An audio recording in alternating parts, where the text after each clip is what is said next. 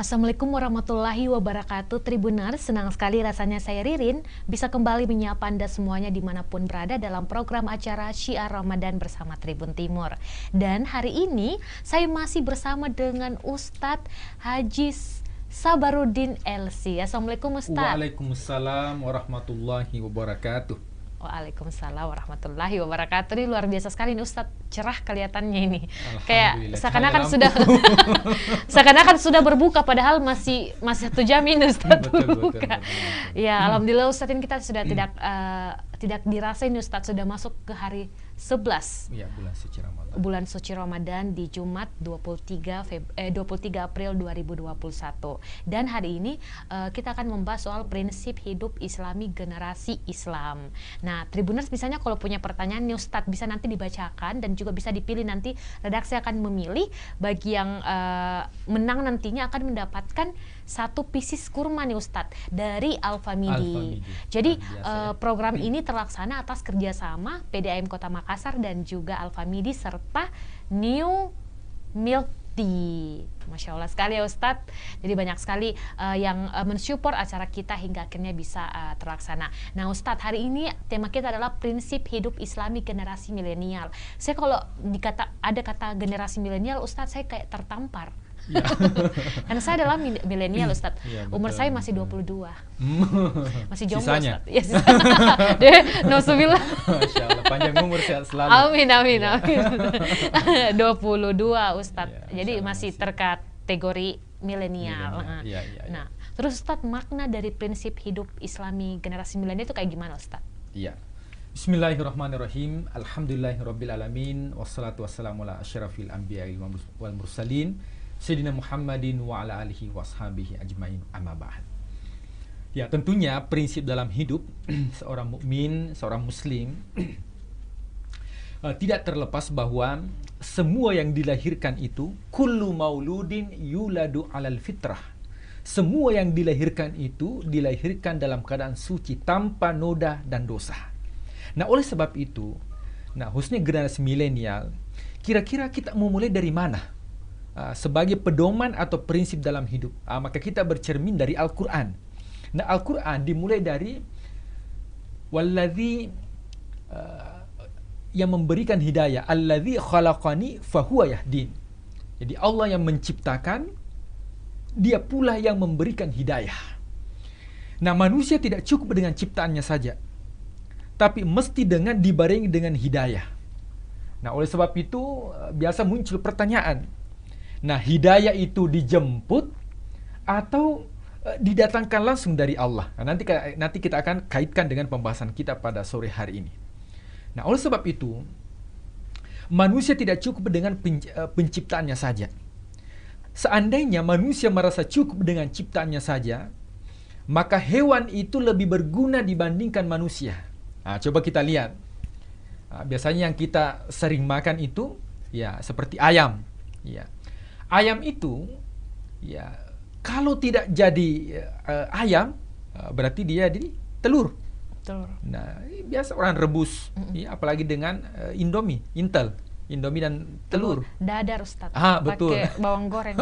Aduh, langsung lapar. Nah, kemudian keluaran ayam itu, yaitu kotorannya, bisa dijadikan sebagai pupuk, bisa dijadikan sebagai kompos.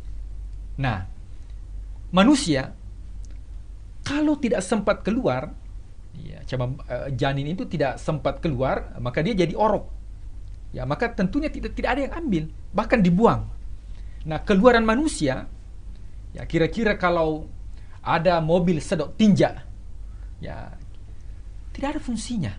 Ya, bahkan orang buang lagi. Nah, berarti kalau manusia hanya mengandalkan ciptaannya saja, maka hewan itu lebih berguna dibandingkan manusia. Akan tetapi, ada hal yang paling penting dari sisi manusia. Bahkan kita mengatakan bahwa sebaik-baik ciptaan itu adalah manusia. Laqad khalaqnal insana fi ahsani taqwim. Ya, sebaik-baik ciptaan Allah itu adalah manusia. Nah, coba kita lihat. Pernah suatu ketika,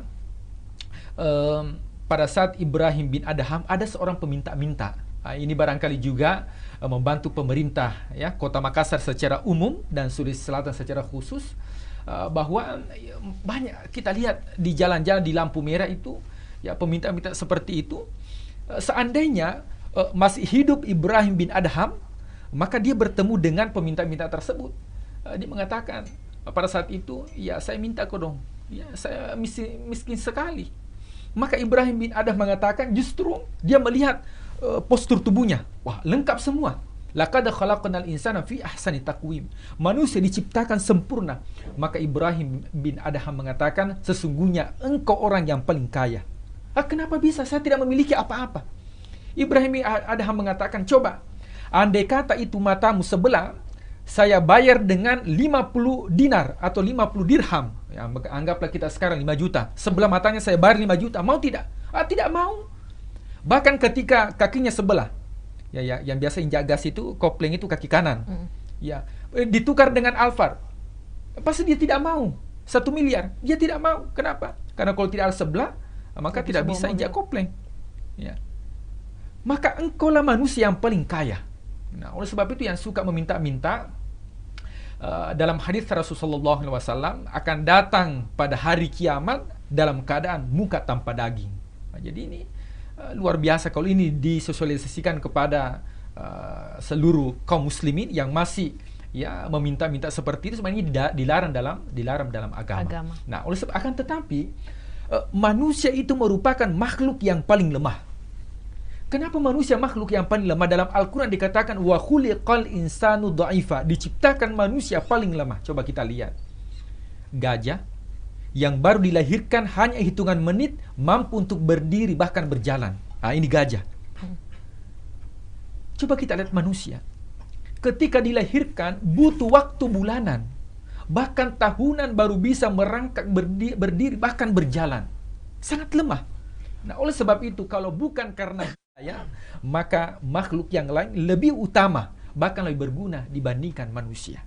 Nah, itulah sebabnya setiap hari kita minta kepada Allah, ihdinas siratal mustaqim. Ya Allah, berikanlah aku hidayah, berikanlah aku petunjuk. Kenapa?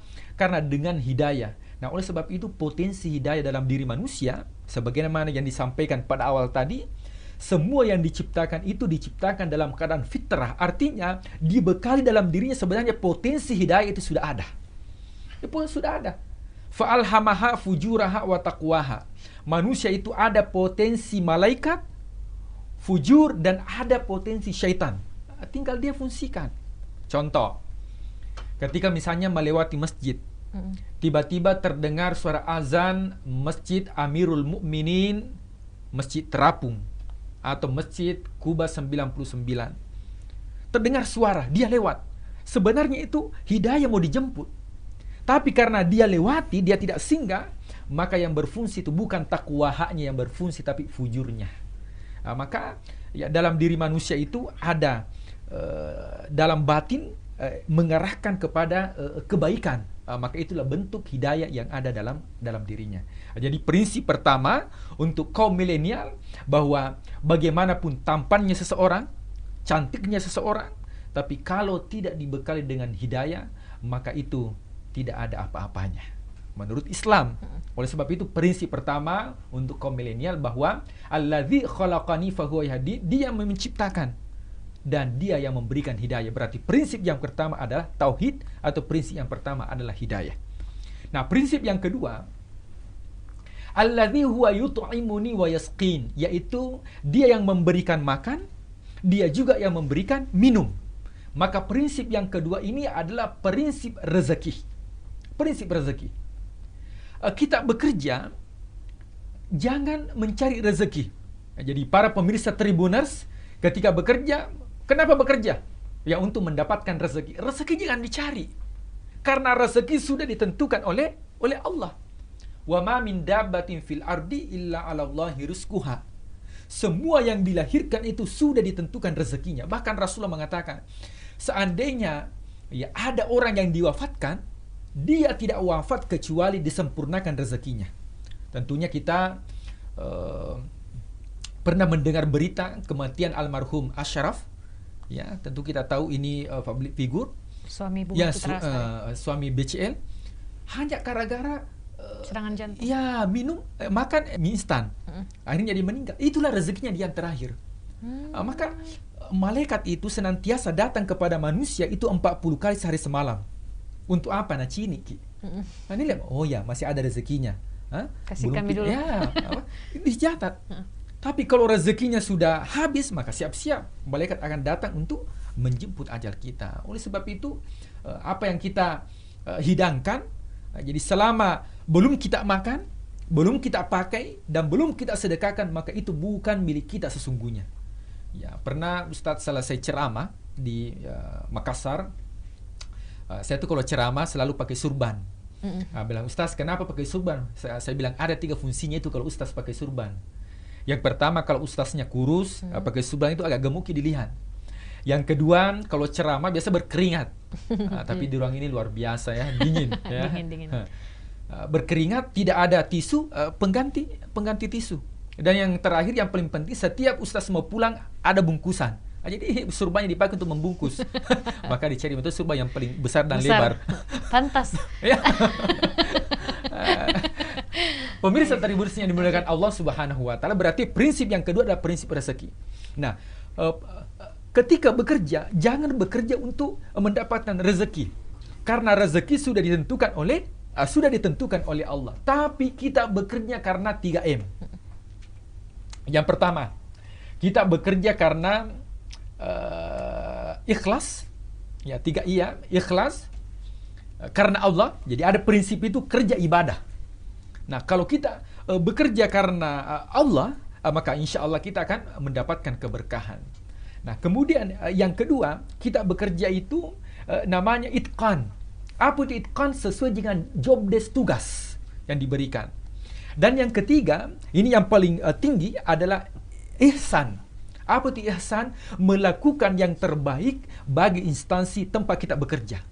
Jadi ada orang itu ya ketika jadi karyawan yang baik, ya kalau dia tidak ada dicari, biasa mana anu? Oh tidak ada oko dong. Kehilangan tak? Kenapa? Mau traktir Ki. Ada maunya. Ada maunya. Jadi karyawan yang baik itu adalah ketika dia tidak ada dicari. Maka ternyata karyawan yang seperti ini adalah karyawan yang bukan hanya ikhlas, bukan hanya itqan sesuai dengan job desk, tapi yang ketiga ini adalah ihsan, melakukan yang terbaik, totalitas, integritas di instansi tempat dia bekerja. Maka tiga I tadi ini, ikhlas, itqan, dan ihsan ketika orang bekerja, bukan untuk mencari rezeki. Kenapa? Karena rezeki sudah ditentukan oleh Allah Subhanahu wa taala. Dan rezeki ini usahanya datang kepada kita jauh lebih berat dibandingkan usaha manusia untuk mendapatkan rezeki tersebut. Contoh, ketika kita mau makan, biasanya ada hidangan ikan ya, atau sayur. Kira-kira ikan itu didapatkan dari mana? Anggaplah kalau di Makassar berarti di Lelong. Ya, sebelum di Pak Gandeng itu di Lelong dulu. Nah, di Lelong itu biasanya didapatkan di mana? Laut. Di laut. Berarti dari laut itu kemudian darat, masuk Lelong, kemudian Pak Gandeng sampai ke rumah kita. Kemudian sudah diolah, kemudian dibawa lagi pakai aplikasi tertentu. Sampai kepada kita. Usaha rezeki itu mendatangi manusia jauh lebih berat dibandingkan usaha manusia untuk mendapatkan rezeki tersebut. Maka prinsip yang kedua untuk pemirsa Tribuners adalah bahwa jangan mengambil kalau bukan hak kita. Karena rezeki itu tidak mungkin tertukar. Ya, tidak mungkin tertukar. Sudah ditentukan oleh Allah. Siapa yang mengambil rezekinya seseorang, maka rezeki Anda akan diambil oleh orang lain. Nah, ini prinsip yang kedua. Saya pernah mendengar, ya, kalau ada yang tahu lagu ini berarti ya sudah ya jam terbangnya. Ya, bukan lagi milenial ya. Iya. Ya, cicak-cicak di dinding. Hostnya juga tahu ya. Diam-diam merayap. Datang seekor nyamuk. Siapa yang datang? Nyamuknya yang datang. Rezeki yang datang kepada kita. Coba lihat, masuk akal tidak? Nyamuknya pakai sayap, sementara cicaknya tidak pakai sayap. Kok bisa dia kenyang dengan ini? Ternyata rezeki itu datang. Jadi orang tua kita dulu ya orang-orang yang membuat lagu ini luar biasa. Itu hakikatnya luar biasa. Rezeki itu datang kepada kita. Oleh sebab itu, ketika pemirsa Tribuners ya mampu untuk mengaplikasikan prinsip yang kedua ini adalah prinsip rezeki sudah ditentukan oleh Allah, maka insya Allah generasi kita generasi yang bersih, dan inilah yang diharapkan bangsa dan negara. Masya Allah. Jadi itu dia tadi penjelasan Ustadz tentang milenial cara menjemput tadi prinsip hidupnya agar kita mendapat hidayah, mendapat rezeki, dan juga tadi yang paling saya suka Ustadz, bagaimana kita di sebuah instansi atau tempat kita bekerja betul-betul berbakti, ikhlas, dan juga kita harus menerima apa yang rezeki. Jangan mengambil rezeki orang, tapi kita harus menikmati rezeki kita sendiri. Wah, luar biasa sekali pembahasan Ustadz. Dan Tribuners jangan kemana-mana, tetap di Rahasia Ramadan bersama Tribun Timur, dan kita akan kembali dengan tema prinsip hidup Islam generasi milenial.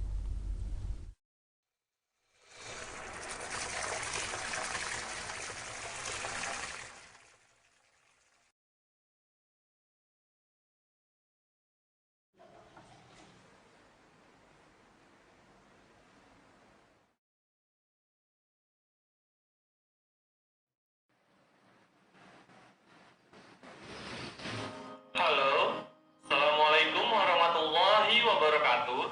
Mencari KPK dari 3 dan 4. 12. Setelah kita menemukan KPK dari 3 dan 4. Nama saya Meinar, dan ini ceritaku. Sejak pandemi corona terjadi, saya dan teman-teman sekolah diharuskan belajar dari rumah. Awalnya kami senang sekali karena bisa libur. Tapi semakin lama jadi rindu dengan suasana sekolah, guru-guru, dan teman-teman semuanya. Terlebih sekarang, banyak tempat umum tutup, bahkan perkantoran, kecuali kantor tempat ayahku bekerja. Saya sedih. Kenapa ayah selalu sibuk bekerja di saat kebanyakan orang tua bekerja di rumah? Dan bahkan mereka membantu anaknya belajar dari rumah di masa pandemi ini. Kenapa ayah tidak bisa seperti mereka? Tapi ayah pernah bilang, "Nak, pekerjaan ayah tidak bisa libur hanya karena corona. Ayah dan teman-teman harus bekerja menyediakan air bersih untuk masyarakat Kota Makassar." Dalam benakku, mulia sekali pekerjaan ayah dan teman-temannya. Saya sangat bangga dengan profesi ayahku sebagai pegawai perumda air minum Kota Makassar, karena bisa membantu orang-orang yang membutuhkan air bersih. Terima kasih ayah, dan terima kasih untuk semua para pahlawan air. Yang terakhir, doaku untukmu pahlawan airku. Semoga Allah selalu melindungi dalam setiap langkah kalian. Amin.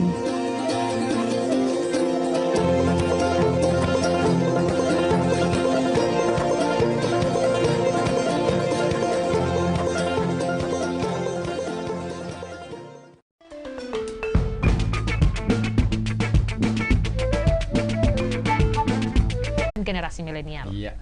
Nah, kita lanjut ya. Yang ketiga, yaitu wa idza maridtu fahuwa yashfin. Ya, yang artinya apabila sakit, yang menyembuhkan adalah Allah. Nah, sebagai generasi milenial yang mana kita tahu sekarang ini ya, virus ya COVID-19, tentunya harus lebih waspada dan bersabar atas apa yang kita alami dalam kehidupan. Jangan mudah mengeluh. Ya, jangan mudah mengeluh. Segala sesuatu itu la yukallifullahu nafsan illa usaha. Ya, tidak ada beban yang diberikan kepada manusia generasi milenial, beban apapun, beban hidup, illa usaha, kecuali mampu untuk memikulnya. Tapi dengan apa? Dengan jalan bersabar. Nah, bersabar ini memiliki keistimewaan. Nah, saya tanya dulu kepada hostnya ini. Kira-kira kalau ada masalah, senang ada yang dampingi atau sendiri? Tempat curhat apa? Kalau saya sendiri Ustaz, karena sendiri. biasanya kalau sudah capek dan tidak bisa lagi menceritakan sesuatu hal, saya bisa nangis sendiri Ustadz, malam-malam nangis, aduh ya Allah capeknya hari ini, tapi saya tidak bilang ke orang gitu Ustadz. Alangkah baiknya itu kalau masalah yang kita hadapi justru berbagi sama orang, supaya ada solusinya, jangan larut dalam kesedihan. Nah, berarti kita senang ketika ada yang dampingi, betul tidak? Betul, nah, dalam Al-Quran, innallaha ma'as sabirin, Allah bersama orang-orang yang bersabar. Nah, kita senang ketika kita mendapatkan gaji itu unlimited. Ya, unlimited ini tanpa dipotong, tanpa batas. Ya, tanpa batas, betul tidak? Iya, tanpa batas. Seperti apa? Seperti para pedagang bisnismen, ya betul. Gajinya itu tanpa batas. Ternyata orang yang bersabar, innallaha yuwaffas sabirun ajrahum bighairi hisab, diberikan imbalan pahala bighairi hisab, tanpa batas. Nah, ternyata prinsip hidup generasi milenial itu harus banyak bersabar. Kenapa? Karena banyak masalah. Karena memang ya dalam kehidupan ketika orang tidak mau ada masalahnya, ya mati baru tidak ada masalahnya. Betul. Tapi dalam kehidupan justru masalah itu dijadikan sebagai solusi. Dan masalah yang kita hadapi yang bisa memberikan solusi adalah dengan kesabaran. Jadi dengan kesabaran. Jadi tidak ada istilah bilang sabar ada batasnya. Dia yang batasi sendiri. Allah tidak memberikan beban kepada manusia kecuali mampu untuk memikulnya. Nah, ketika ada beban seperti itu, maka perlu generasi milenial itu bersabar menghadapi beban tersebut dan jadikan masalah yang dihadapi menjadi solusi, dan solusi tersebut adalah bersabar atas masalah yang dihadapi. Nah, kemudian yang terakhir dia yang mengampuni dosa yang kita lakukan. Ini cocok sekali dengan generasi milenial, yang mana kita lihat sekarang itu banyak kenakalan remaja. Nah, kalau kita lihat, pernah saya sampaikan bahwa kalau ada yang balapan itu dari kalangan remaja, ya normal-normal saja, tapi perlu ditertibkan. Tapi kalau yang balapan itu sudah 60 tahun, itu sudah tidak normal. Ya. Nah, oleh sebab itu, maka prinsip yang keempat ini adalah senantiasa ada pintu untuk bertaubat. Ya, kesalahan apapun yang dilakukan, ya dosa apapun yang pernah dilakukan, maka pintu taubat itu terbuka. Dalam hadis Rasul mengatakan, andai kata manusia ya datang kepada Allah sebanyak buih yang ada di lautan, dosanya itu sebanyak buih yang ada di lautan, dan dia istighfar kepada Allah, minta ampun kepada Allah, fastaghfirlah, maka Allah akan ampuni. Maka prinsip yang keempat ini, sebagai generasi muda, jangan putus asa terhadap masalah yang dihadapi, terutama dosa-dosa yang pernah dilakukan. Jangan putus asa. Kenapa? Karena pintu taubat itu selalu terbuka. Masya Allah. Tapi tadi dari hasil Ustadz memberi ceramah, yang paling saya tekankan jangan berlarut-larut dalam kesedihan. Betul. Dan juga kita sebagai generasi milenial harus berbagi, dan juga banyak sekali tadi yang harus dilakukan oleh generasi milenial. Nah, Tribuners, Ustadz ini sudah mau berbuka puasa Ustadz, jadi sebaiknya kita stop lagi dan kita lanjutkan lagi di hari kemudian. Nah, Tribuners, terima kasih telah bersama dengan Tribun Timur. Sebelumnya saya mau ingatkan kembali bahwa program ini terselenggara berkat kerjasama antara PDAM Kota Makassar, New Milk Tea, dan juga Alfa Midi. Nah, Tribuners, kalau misalnya nanti akan ada seleksi pertanyaan terbaik yang telah masuk di YouTube, nanti akan mendapatkan satu pieces kurma. Dan saya Ririn undur diri bersama dengan Ustadz Haji Sabarudin LC. Terima kasih atas waktunya hari ini, Ustadz. Ya, sama-sama. Dan sampai jumpa Tribuners pada acara Syiar Ramadan selanjutnya. Saya Ririn undur diri. Assalamualaikum warahmatullahi wabarakatuh. Waalaikumsalam warahmatullahi wabarakatuh.